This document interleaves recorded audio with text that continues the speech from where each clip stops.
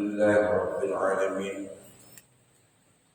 الذي أرسل رسوله بالهدى ودين الحق ليظهره على الدين كله ولو كره الكافرون. الحمد لله الذي خلق الإنسان علمه البيان والصلاة والسلام على رسوله صلى الله عليه وسلم.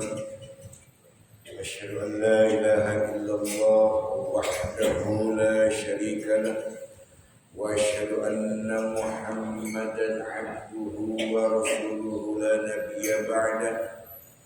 اللهم صل وسلم على سيدنا ومولانا محمد وعلى آله وصحبه ومن تبعهم بإحسان إلى يوم الدين. أما بعد.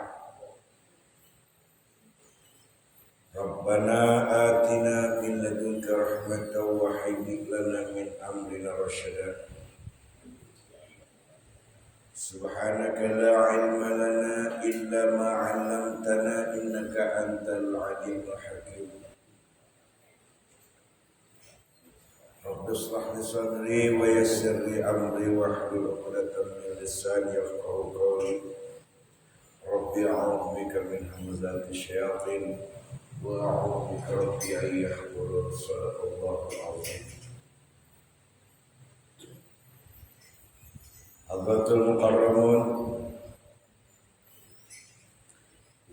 para habaib, para hujjaj, para asatid, bapak-bapak jamaah salat subuh yang sama-sama senantiasa kita dalam rahmat Allah Subhanahu wa taala. Bersyukur kita kepada Allah, hari ini kita masih diberikan kehidupan oleh Allah dalam keadaan sehat walafiat, sehingga kita menggunakan rasa syukur ini dengan mendatangi panggilan Allah, salat subuh berjamaah di masjid ini, kemudian dengan izin Allah dan pilihan Allah terhadap hamba-hambanya, para jamaah setelah sholat subuh enggak langsung pulang, melainkan duduk bersimpuh di majlis ilmu yang Allah berikan kemuliaan.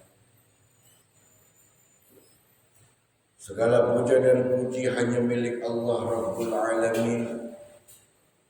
Semoga salawat beserta salam senantiasa selalu tercurahkan kepada Nabi kita, qudwah kita, suri tauladan kita, manusia terbaik di alam dunia ini, manusia menjadi kekasih Allah dan yang Allah muliakan, Nabi kita Muhammad ibni Abdullah Rasulullah sallallahu alaihi wasallam, yang mudah-mudahan beliau bisa memberikan syafaat, kelak yaumul qiyamah kepada kita selaku umatnya yang diakui dan terakui oleh beliau. Amin ya rabbal alamin. Jamaah rahimani wa rahimakumullah jami'an. Masih tetap kita membahas tentang dosa-dosa besar, Al-Kabir, Al-Kabair.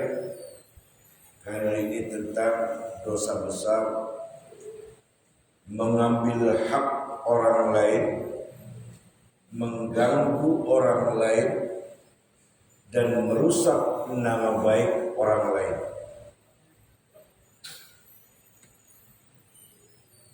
Imam Al-Zahabi menganggap ini suatu perbuatan dosa besar.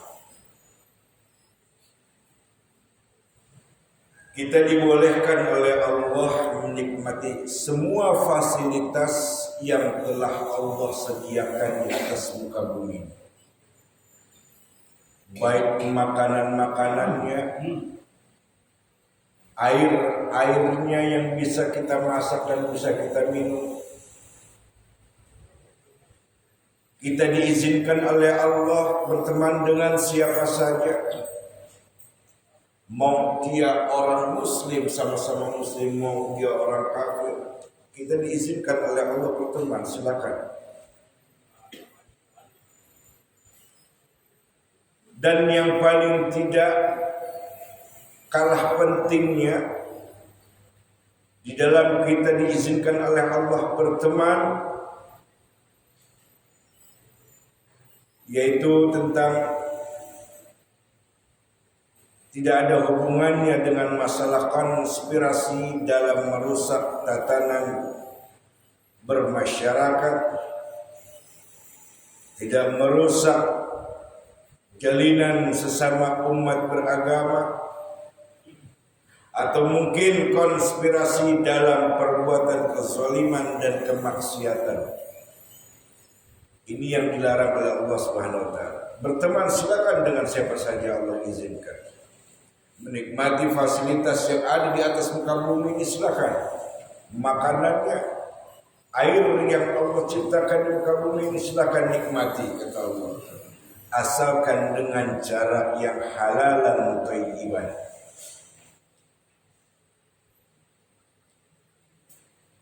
Islam adalah agama yang membuka kebebasan kepada umatnya. Mau jadi orang kaya silahkan. Pasti nggak ada yang mau jadi orang miskin. Semuanya pengen jadi orang kaya. Mau jadi orang yang paling kaya pun juga silakan. Mau jadi orang pintar, mau jadi orang yang paling pintar silakan. Semua dibolehkan oleh Islam kepada umatnya. Akan tetapi ada syarat-syarat yang harus dipenuhi pada diri setiap orang-orang tersebut. Yaitu sumbernya harus dengan keridhaan Allah, harus dengan halalan thayyiban. Dan tidak kalah pentingnya juga, gak boleh mengganggu atau mengambil hak orang lain. Kita ngambil dengan cara bercanda atau serius, ini gak boleh. Niat kita bercanda, tapi belum tentu yang dibercandainnya itu menerima. Kalau dia nggak menerima candaan kita, lalu kemudian di hatinya tidak ada ikhlas atas bercandanya kita pada dia, ini akan mengakibatkan dosa besar. Maksudnya bercanda, nyomot makanan orang, make pakaian orang, niatnya bercanda, atau ngumpetin pakaian orang, niatnya bercanda. Tapi yang diajak bercanda sesungguhnya dia sedang tidak ingin diajak bercanda. Hatinya kesal, gerendeng di hatinya. Maka orang tersebut yang mengganggu atau yang mengambil hak dari seseorang, dia pelaku dosa besar. Ini menurut Imam Az-Zahabi rahimahullah.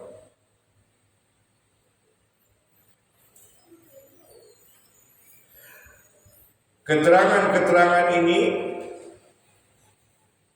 diterangkan oleh Imam Az-Zahabi rahimahullah berdasarkan dalil hadis Nabi sallallahu alaihi wasallam. Kata Nabi, "Man akala bi muslimin akla at'amahu Allah biha aklatan min narin yaumal qiyamah. Wa man aqama bi muslimin maqama sum'ah aqamahu Allah yaumal qiyamah maqama riya'in wa sum'ah wa man iktasabi muslimin thawban kasahu Allah thawban min narin yaumal qiyamah. Barang siapa yang memakan harta seorang muslim yang bukan haknya, kata Nabi, apakah itu dengan cara menipu, dengan cara bercanda, atau mencuri, atau masa bodoh enggak mau tahu milik siapa dan punya siapa makanan itu, niscaya, kata Nabi sallallahu alaihi wasallam, Allah akan memberinya makan pada dia yang disebabkan dari makanan yang dia ambil itu tanpa hak. Niscaya, kata Nabi, Allah Subhanahu wa taala akan memberikan makanan dari api neraka yang akan Allah berikan pada dia kelak di hari kiamat. Ngambil makanan yang bukan haknya, ngumpetin makanan yang bukan haknya, apalagi mencuri makanan yang bukan haknya, tujuannya bercanda atau serius, apalagi punya sifat masa bodoh terhadap hal tersebut, hati-hati. Nanti di hari kiamat, kata Nabi sallallahu alaihi wasallam, di hari pembalasan, Allah tidak akan pernah lengah, Allah tidak akan pernah lupakan hal itu, dan dia manusia yang melakukan itu akan diberikan makanan oleh Allah dari api neraka. Na'udzubillah wa na'udzubillah min dzalik. Yang suka ngumpetin makanan, korupsi makanan, hati-hati, yang bukan haknya, milik umat muslim. Dan barang siapa yang meletakkan seorang muslim pada kedudukan sum'ah, yaitu sum'ah itu merusak nama baiknya, merusak citranya, dijelekin, difitnah, dizalimi, sengaja dia mengorek-ngorek dengan maksud mencari-cari kesalahan orang, kemudian kesalahan yang dia cari-cari itu disebarluaskan sehingga mencoreng nama baiknya. Padahal kita diajarkan oleh Allah Rasulullah, gak boleh kita membuka aib orang, menyebarluaskan aib orang. Di dalam sabdanya Nabi SAW bersabda, man satara musliman fid dunya satarahullahu yaumal qiyamah. Siapa yang menutup aib kesalahan orang lain, maka Allah akan menutup aibnya nanti pada hari kiamat. Jika memang ada sebuah kesalahan pada diri orang lain, maka nasihati, kata Nabi, nasihati dia dengan cara yang baik, yang santun. Kalau bisa 4 mata, jangan di depan umum, kata Nabi SAW. Nasihati kalau memang dia salah, ajak bicara dengan baik-baik.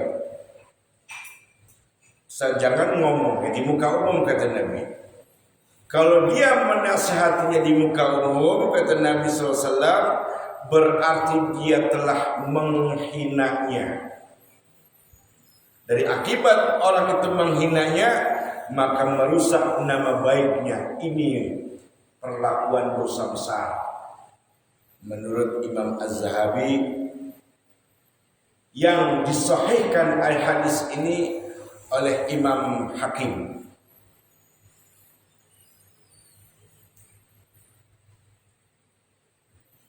Siapa yang memakan harta seorang muslim, mengambil minumannya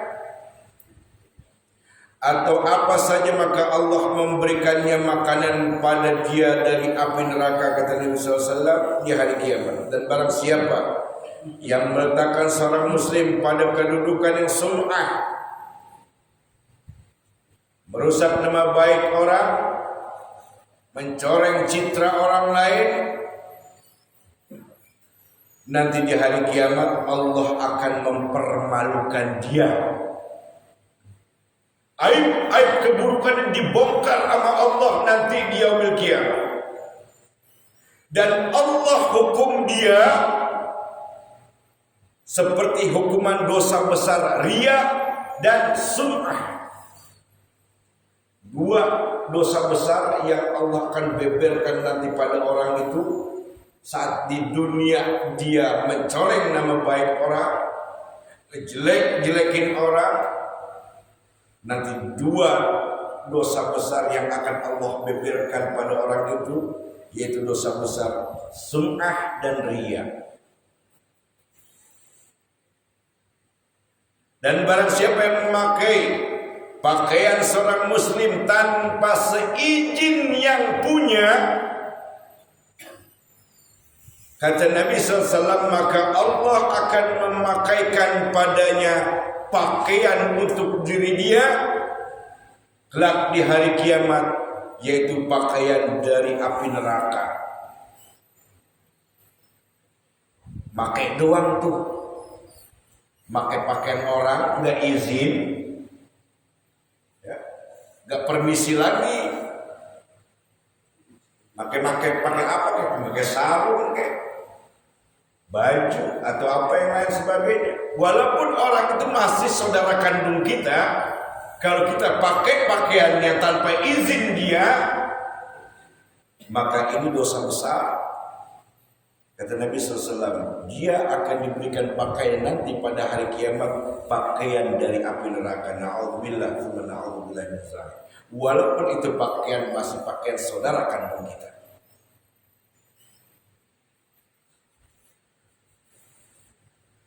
Lalu bagaimana dengan dalil-dalil yang lainnya? Karena syariat Islam mengajarkan kepada kita agar kita jangan sampai mengambil hak orang lain, jangan sampai mengganggu orang lain, apalagi merusak nama baik orang lain. Islam tidak mengajarkan hal-hal yang demikian. Tugas kita diberikan kehidupan oleh Allah di dunia ini untuk amar ma'ruf nahi munkar. Tugas semua manusia, wa tawassaw bil haqq wa tawassaw bis sabr.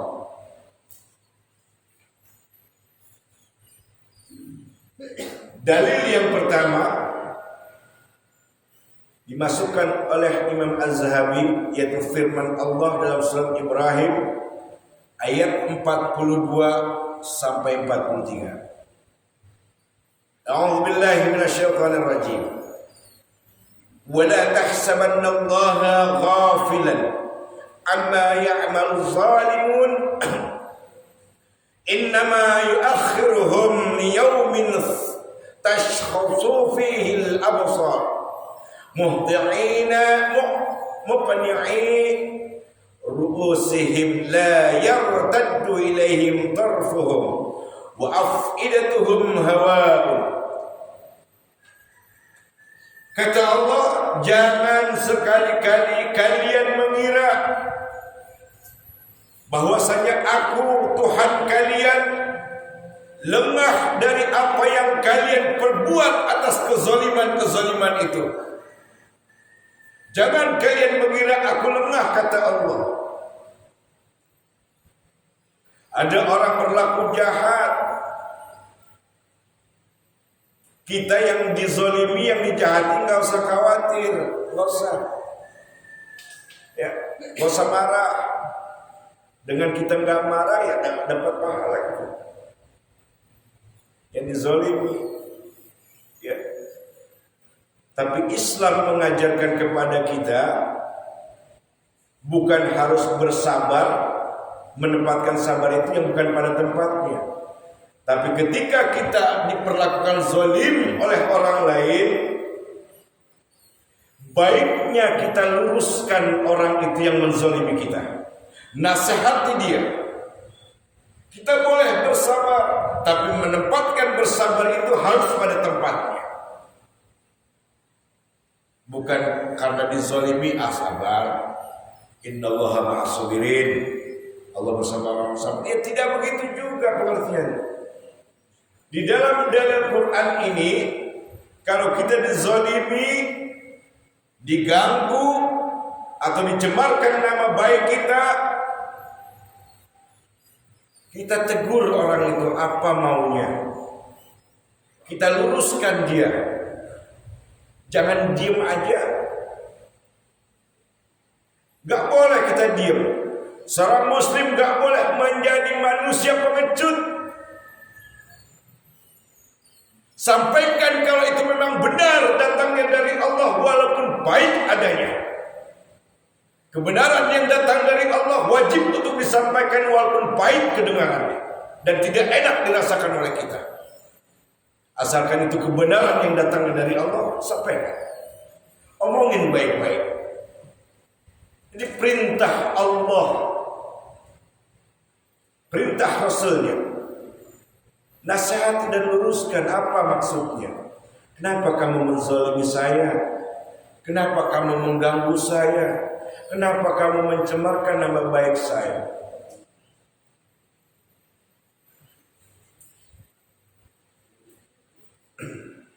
Innama yu'akhiruhum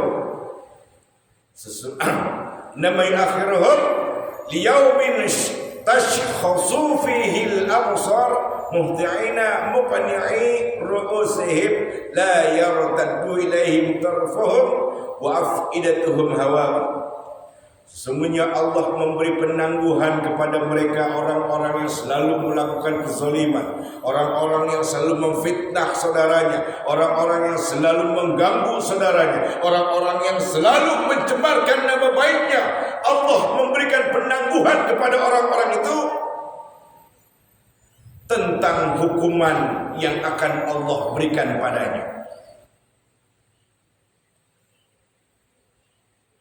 Sehingga nanti mereka, orang-orang itu yang diberi penangguhan sama Allah,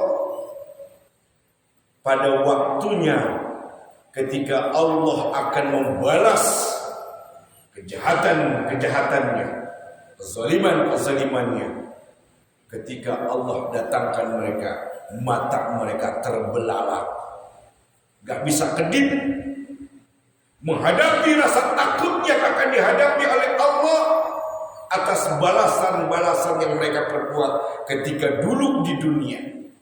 Gak sempat dia bertobat sebelum matinya.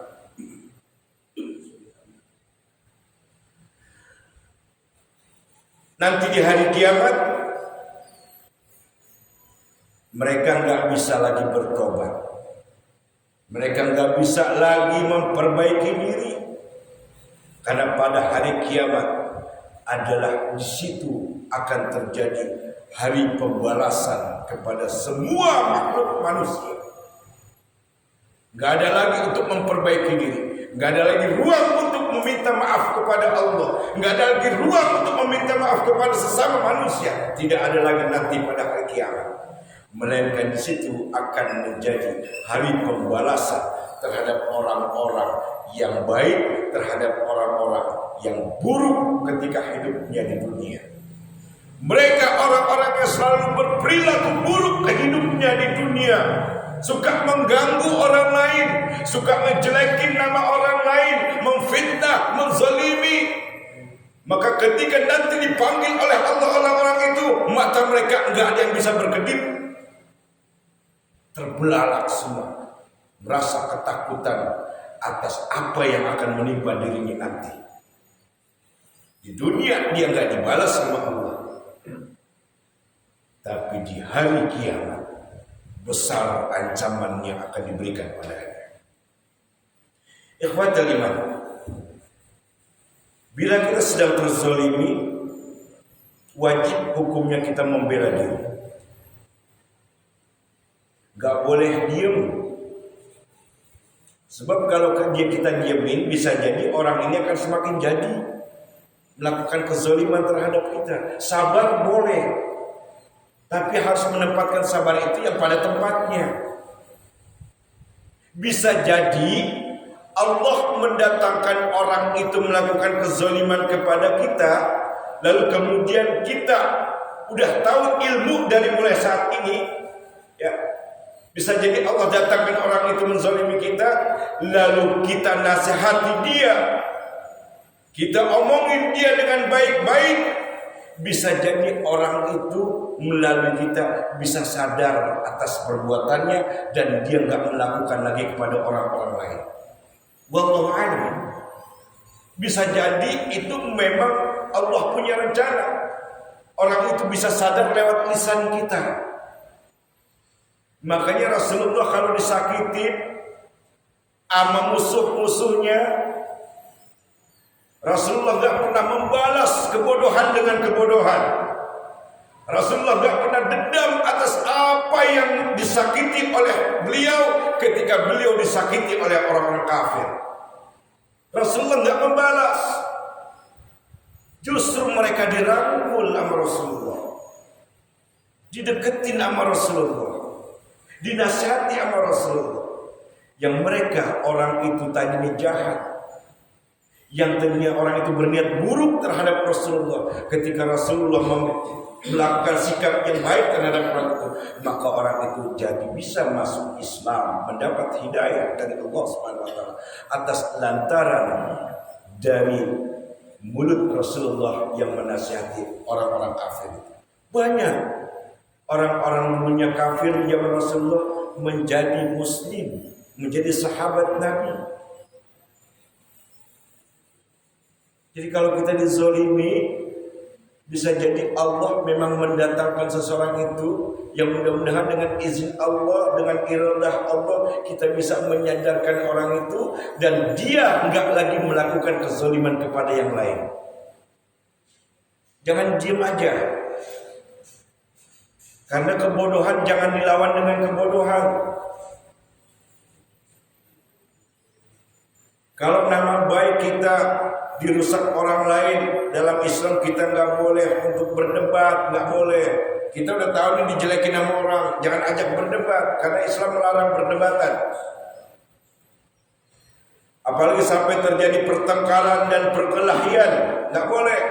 Kalau udah bertengkar, keluar mulut suara-suara dari mulut ini omongan-omongan yang kotor. Kebun binatang keluar dari mulutnya. Apapun yang sifatnya diharapkan Allah dikeluarkan lewat mulutnya. Hal-hal yang gak baik untuk dibicarakan.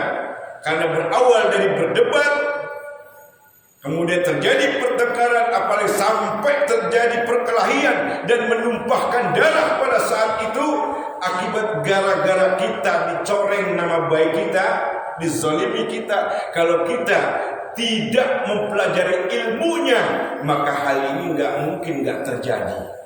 Tapi ketika kita sudah tahu ilmunya, kita rangkul dia, omongin baik-baik, jangan diajak berdebat, karena berdebat nggak akan menyelesaikan permasalahan. Bahkan justru di situ ada ditiup-tiupin ama iblis untuk terjadi pertengkaran sehingga menjadi perkelahian yang menyebabkan bisa jadi pertumpahan darah. Dalam Islam haram hukumnya sesama muslim menumpahkan darah. Ikhwatul iman rahimani wa rahimakumullah jami'an. Ada dalil Quran yang sangat tegas tentang gak bolehnya kita menjadi seorang muslim yang pengecut. Bersikap tegasnya kita untuk membela kebenaran. Kalaupun sampai kita terbunuh di dalam membela kebenaran, maka kita menjadi seorang manusia yang mati syahid. Asalkan bersikap tegasnya itu tidak diiringi dengan hawa nafsu. Pada ayat 39 dan 40 surat Asy-Syura, Allah katakan dengan tegas, A'udzu billahi minasyaitonir rajim. Walladzina idza asabahumul baghyu hum yantasirun. Dan bagi orang-orang yang apabila mereka diperlakukan dengan zalim, hum yantasirun, mereka membela diri, enggak diam. Bukan berarti membalas kebodohan dengan kebodohan, tapi kita luruskan dia. Membela diri itu bukan harus dengan berdebat, apalagi harus sampai terjadi perkelahian. Bersabar boleh sekali lagi, tapi harus menempatkan sabar kita pada tempatnya. Membela diri adalah hal yang diwajibkan oleh Allah atas kita apabila kita terzalimi. Kemudian ayat berikutnya, wa jazaa'u sayyi'atin sayyi'atun mithluha faman 'afa wa aslaha fa ajruhu 'ala Allahi innahu la yuhibbuz zalimin. Dan balasan suatu kejahatan adalah kejahatan yang serupa. Siapa yang melakukan kejahatan, pasti Allah akan menghukum. Tapi bagi siapa yang memaafkan apabila orang yang melakukan kesalahan itu kepada kita kemudian dia minta maaf sebelum matinya kepada kita, dia minta maaf, maka dianjurkan sama Allah maafkan dia. Maka ketika dia meminta maaf dan kita memaafkan, maka Allah akan menanggung pahala untuk diri orang yang memaafkan itu. Ditanggung maafnya oleh Allah. Pasti ada sesuatu yang akan Allah berikan yang begitu besar kepada orang yang memiliki jiwa pemaaf kepada seseorang yang apabila orang itu sudah minta maaf atas kesalahannya. Akan diberikan sesuatu yang besar rupanya oleh Allah, tanggungan pahalanya. Karena niat baiknya yang memaafkan seseorang yang sudah meminta maaf. Innahu la yuhibbuz zalimin.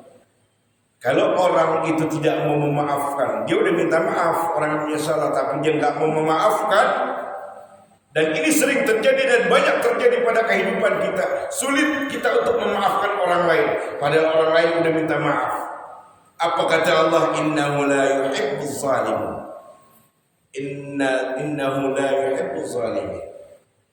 Allah sangat membenci kepada orang-orang yang berlaku zalim. Kalau Allah sudah benci kepada orang-orang yang berlaku zalim, maka tinggal Allah lemparkan nanti dia ke dalam neraka jahanam. Kalau dia nggak sempat bertobat, maka nanti Allah lemparkan dia ke neraka jahanam. Ini kalau Allah udah benci sama manusia yang zalim, udah dikasih tahu sama Allah kebaikan buat dirinya. Allah nggak menzalimi makhluk-makhluk, siapapun makhluknya, baik binatang paling kecil pun yang ada di dalam tanah, nggak pernah Allah menzalimi. Apalagi kita manusia, nggak pernah Allah menzalimi. Tapi diri kita yang menzalimi diri kita sendiri, dan zalim kita kepada Allah Subhanahu wa ta'ala. Kebanyakan manusia seperti itu. Kemudian dalam surat Al-Baqarah ayat 188 kata Allah, wa la ta'kulu amwalakum bainakum bil batil wa tudlu biha ilal haqqam. Dan jangan pernah sebagian kalian memakan harta sebagian yang lain dengan jalan yang batil, kemudian kalian membawa dan melaporkan hal itu kepada hakim. Maksudnya udah melakukan kesalahan, ngambil harta orang lain, sengaja dia melaporkan, memasukkan ke ranah hukum orang yang hartanya diambil. Orang yang hartanya diambil, ya, buruk nih jiwanya, kemudian orang yang dizalimi itu dilaporin, dimasukin ke ranah hukum, agar orang itu dipenjarakan. Dipenjarakan kalau bisa seumur hidup, kalau bisa sampai mati, jangan dikeluarin. Padahal yang salah dia. Orang yang dizalimi malah dilaporkan, dipenjarakan. Kalau sampai itu terjadi, dipenjara dia atau dihukum mati dia dalam penjara itu, bisa saja menumpahkan darahnya karena mengambil hartanya lalu dia zalimi. Dijelaskan oleh Nabi sallallahu alaihi wasallam di dalam hadis Imam Bukhari dan juga hadis yang diriwayatkan Imam At-Tirmidzi, Rasulullah sallallahu alaihi wasallam bersabda, barang siapa yang melakukan kezaliman kepada saudara sesama muslim dalam kehormatannya, merusak citra atau nama baiknya,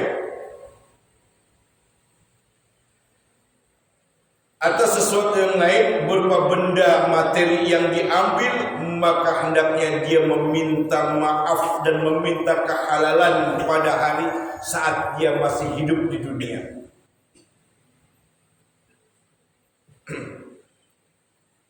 Sebelum datang hari pembalasan, kata Nabi, yang tidak lagi ada gunanya dinar dan dirham, apabila dia mempunyai amal soleh, maka amal solehnya itu akan diambil sama Allah dan dipindahkan kepada orang yang dizalimi. Kalau itu belum cukup juga, amal buruk orang yang dizalimi ini, semua amal buruk yang dizalimi ini dipindahkan kepada dia yang melakukan kezaliman itu. Dipindahkan. Dijelaskan sama Nabi seperti itu. Udah salah ngambil hak orang lain, mencoreng nama baik orang lain, memenjarakan orang lain, apalagi sampai mati di penjara itu, maka nanti di hari kiamat dia amal solehnya akan diambil sama Allah, dipindahkan kepada orang yang zalim. Kalau dia nggak punya amal soleh selama umur hidupnya di dunia, maka keburukan-keburukan orang yang dizalimi ini akan dipindahkan kepada dia, orang yang zalimi. Hukumannya berat, dia menanggung dosa. Na'udzubillah min dzalik. Dijelaskan oleh Nabi lewat hadisnya dari surat Al-Baqarah ayat 188. Jadi untuk kesimpulannya, mengambil hak yang bukan milik kita, mengganggu orang lain, dan merusak nama baik seorang muslim, itu adalah dosa besar yang ancamannya azab Allah yang teramat pedih. Azab Allah yang teramat pedih. Ya, ketika itu Allah lemparkan dia ke dalam jurang neraka jahanam. Disiksa dia oleh Allah, dihajar habis-habisan oleh para malaikat di dalam itu neraka. Lalu kemudian belum lagi nanti diberikan pakaian dari api neraka, dikasih makanan dari api neraka. Sampai kapan? Sampai waktu seumur hidupnya dia melakukan kedosaan-kedosaan itu. Kalau dia selaku orang yang muslim, dari mulai balik dia akan dihisab sampai matinya. Umur berapa? Mulai balik umur berapa sampai dia meninggal umur berapa? Kalau dia selama hidupnya nggak punya amal saleh, maka selama dari balik dan sampai matinya itu azab Allah akan menimpa dirinya. Memang kata Nabi, semua umatku akan masuk surga, kata Nabi. Illa man aba, kecuali yang nggak mau, kata Nabi SAW. Yang nggak mau siapa? Mereka orang-orang yang nggak pernah mau mengakui kesalahan, nggak mau meminta maaf, dan akhirnya nggak diberikan kesempatan sama Allah untuk bertobat. Mati dia dalam keadaan su'ul khatimah.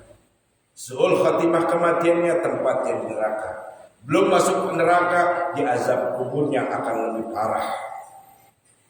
Di azab kuburnya akan lebih parah. Dosa yang bersangkutan dengan manusia selama dia hidup dan belum meminta maaf kepada orang yang dizalimi, sudah cukup akan menjadikan azab kubur buat dirinya sampai hari kiamat. Nanti ketika hari kiamat akan langsung juga Allah masukkan ke dalam neraka jahanam. Na'udzubillah, tsumma na'udzubillah min dzalik. Wallahu a'lam bishawab. Mudah-mudahan kajian ini bermanfaat bagi kita. Kajian ini bisa kita ambil hikmahnya. Kalau kita dizalimi jangan diam. Walaupun kita berusaha sabar, tapi sabar kita harus menempatkan pada diri sabar itu pada tempatnya. Allah mewajibkan kepada kita jangan diam. Dekatin, omongin, rangkul. Mudah-mudahan dengan nasihat kita orang ini akan sadar. Dan itu akan menjadi ladang amal soleh kita. Sebelum ditutup, barangkali ada yang ingin ditanyakan, silakan kepada para jemaah. Ya Pak Haji. Assalamualaikum warahmatullahi wabarakatuh. Waalaikumsalam. Bulan-bulan yang lalu Anda berbicara mengenai lukisan atau gambar ya, menggambar makhluk hidup itu dosa besar. Nah, berkaitan dengan itu berkembang dengan teknologi mengenai masalah foto. Bagaimana dengan foto? Itu kan gambar juga. Itu apa foto itu termasuk dosa besar atau tidak? Yang kedua, melukis binatang apa itu termasuk dosa besar. Bagaimana dengan boneka-boneka yang berupa binatang? Mohon penjelasannya. Assalamualaikum warahmatullahi wabarakatuh. Waalaikumsalam warahmatullahi wabarakatuh. Terima kasih kepada Pak Haji. Pertanyaannya baik, bagus ini pertanyaan. Mengingatkan kita ke bab-bab yang lalu tentang melukis. Jadi tentang foto, semua pendapat para ulama diterangkan dalam kitab Al-Kabair itu, pendapat jumhur ulama, foto itu bukan sesuatu hal yang dilukis. Foto bukan sesuatu hal yang dilukis. Jadi yang disebut dilukis itu adalah hasil karya tangan kita. Kalau foto itu kan lewat teknologi, ya pakai kamera, gitu. Yang dimaksud dosa besar itu adalah ketika dihasilkan oleh buah tangan kita. Itu yang dilarang. Di pendapat jumhur ulama yang mengharamkan melukis makhluk hidup seperti manusia dan binatang. Jadi kalau foto tidak diharamkan menurut jumhur ulama. Waktu itu pernah saya berikan penyampaian ini, jumhur ulama enggak mengharamkan itu kalau foto, tapi kalau lukisan yang dihasilkan dari buah tangan seseorang ini berlaku dosa besar dan haram hukumnya. Tadi yang kedua apa Pak Haji? Melukis binatang kan sama. Ya. Kalau boneka itu gimana? Kalau memang boneka itu bentuknya serupa dengan binatang aslinya yang Allah ciptakan, maka orang yang membuat boneka itu pun juga termasuk pelaku dosa besar. Dan dia nanti itu kan sama halnya dia membuat patung. Sama itu patung juga boneka, gitu kan. Cuman nggak keras saja kalau boneka, empuk gitu. Nanti orang yang membuat boneka binatang itu yang mirip dengan asli yang Allah ciptakan, nanti Allah akan memberikan beban pada orang yang membuat boneka itu untuk meniupkan ruh kepada boneka itu. Kalau dia nggak bisa meniupkan ruh, maka boneka-boneka yang dibuat itu akan mendatangi dirinya dan akan menginjak-injak dia. Nanti dia udah kiamat. Jadi keterangannya dari para ulama, jumhur ulama yang menyampaikan hal demikian. Jadi itu semua dosa besar buat boneka. Adapun misalkan dia melukis, misalkan suka ada kita lihatnya karikatur-karikatur yang melukis kadang-kadang palanya gede, tangannya dikecilin sama kaki sama badannya. Itu palanya, mukanya mirip, ya mirip gitu. Dia kan pasti melukis itu ngeliat foto, dibikin mirip, tapi tangannya, badannya dikecilin. Ini lebih berat lagi dosa itu. Dia berarti sudah menghina Allah, bahwasanya Allah nggak pernah menciptakan makhluk seperti itu. Palanya gede, tangan kakinya badannya dibikin kecil. Itu sama halnya dia menghina Allah. Berat, lebih besar lagi hukuman itu. Yang bikin lukisan-lukisan seperti itu. Banyak kita lihat. Ya, banyak kita lihat itu. Palanya gede, tangannya kecil, badannya kecil.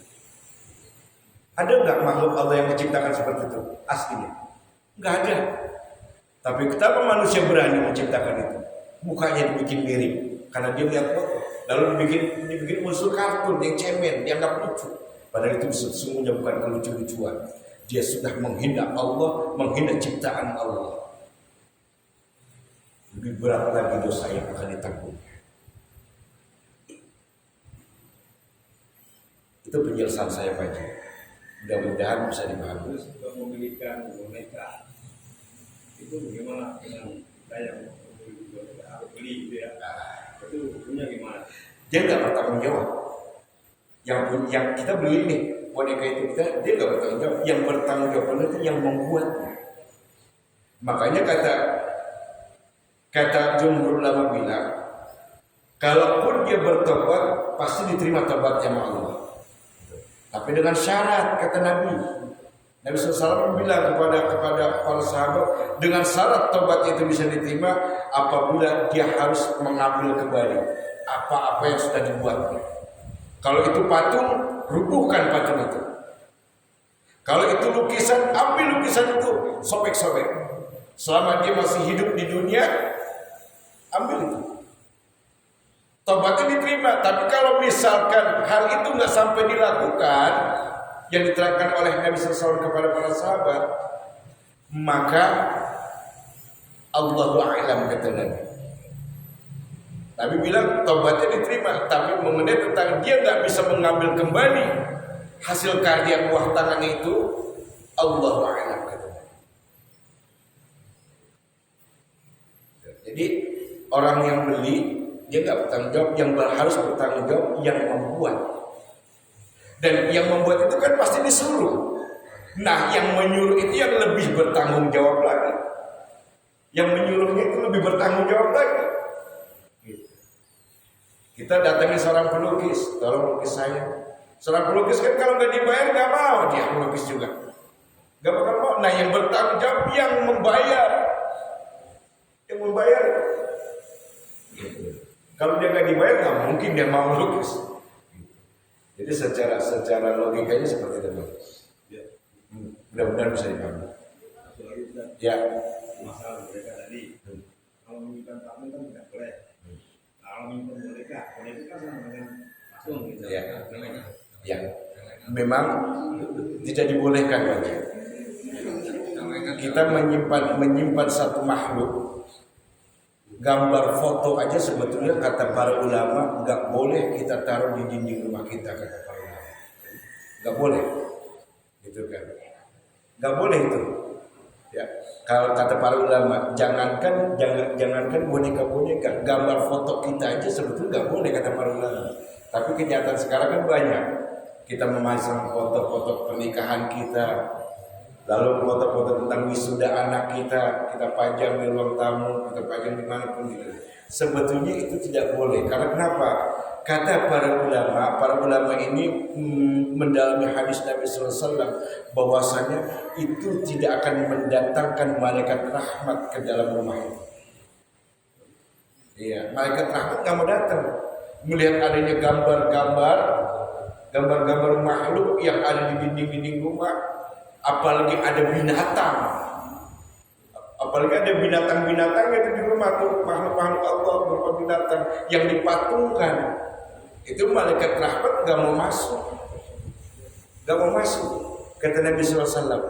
Makanya ya di sini kadang-kadang orang suka belum banyak yang mengerti tentang itu. Gitu. Jangankan kita memasang foto kita di dinding gitu kan. Kadang-kadang kita suka membiarkan foto istri kita ada di profil WA. Itu saja kalau kata ulama bilang nggak boleh. Kalau kita ngikutin ngomong ulama salafus saleh, nggak boleh. Gitu. Karena foto istri kita itu akan dipandang seseorang yang bukan mahrimnya,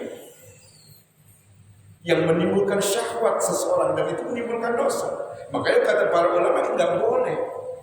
Kita sebagai suaminya yang nggak menasihati itu dosa. Kalau ikutin jumhur ulama, nggak boleh. Di profil gitu aja, di profil WA aja.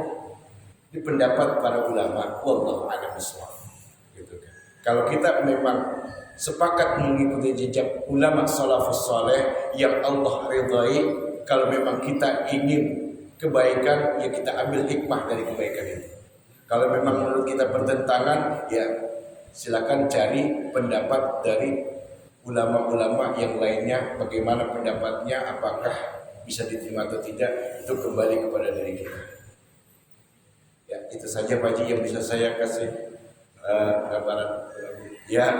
Kalau malaikat rahmat itu tidak menerima kita karena ada foto-foto, bagaimana dengan uang, Ustaz? Dengan apa?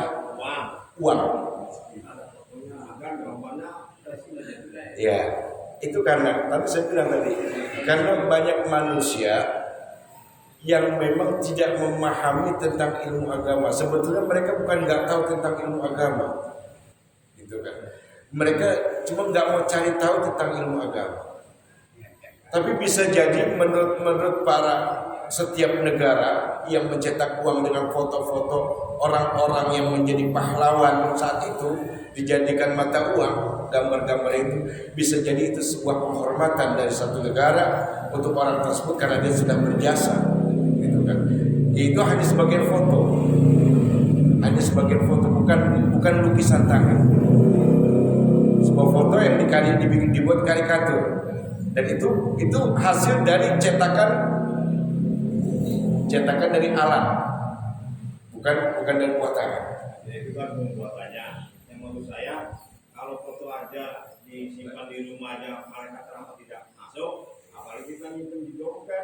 Bagaimana itu malaikat bisa masuk? Ya kalau itu beda. Iya, malaikat rahmat gak masuk dompet soalnya. Gak masuk dompet ya. Enggak itu. Ya. Ya, itu saja yang bisa saya sampaikan. Mohon maaf apabila masih banyak kekurangan, kekhilafan dan kesalahan. Dan Al-Fakir pun mohon ampun kepada Allah bila masih banyak kesalahan yang di dalam apa sampaikan. Kiranya Allah mohon bukakan pintu maaf seluas-luasnya. Al-Fatihah.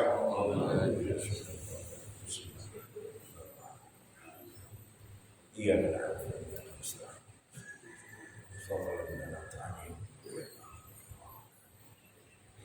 وعفوا يا كريم وعفوا يا رحيم برحمتك يا ارحم الراحمين ارحمنا اللهم ثبتنا بالايمان وثبتنا على دين الاسلام وثبتنا بالتوحيد وثبتنا بالتوفيق وثبتنا بالمعرفه في الدين والدنيا والاخره اللهم انا نسالك ايمانا كاملا ويقينا صادقا حتى نعلم انه لا يصيرنا الا ما كتبت لنا وعلما نافعا وقلبا خاشعا ولسانا ذاكرا ورزقا واسعا وحلالا طيبا وعملا مقبولا وتجارة لن تبور اللهم بحق الفاتحة وبشر الفاتحة وبركة الفاتحة وبكرامة الفاتحة ومعجزة الفاتحة وشفاعة الفاتحة يا فرج الهم يا كشف الغم يا من عبده يغفر الارحام يا دافع البلاء يا الله ويا دافع البلاء يا رحمن ويا دافع البلاء يا رحيم لا حول ولا قوة إلا بالله العلي العظيم اللهم إنا نعوذ بك من جهد البلاء ومن درك الشقاء ومن سوء القضاء ومن شماتة الأعداء ربنا آتنا من لدنك رحمة وهيئ لنا من أمرنا رشدا ربنا آتنا في الدنيا حسنة وفي الآخرة حسنة وقنا عذاب النار صلى الله على محمد وعلى آله وصحبه وسلم سبحان ربك رب العزة عما يصفون السلام على المرسلين والحمد لله رب العالمين سبحانك اللهم وبحمدك أشهد أن لا إله إلا أنت أستغفرك وأتوب إليك ثم السلام عليكم ورحمة الله وبركاته.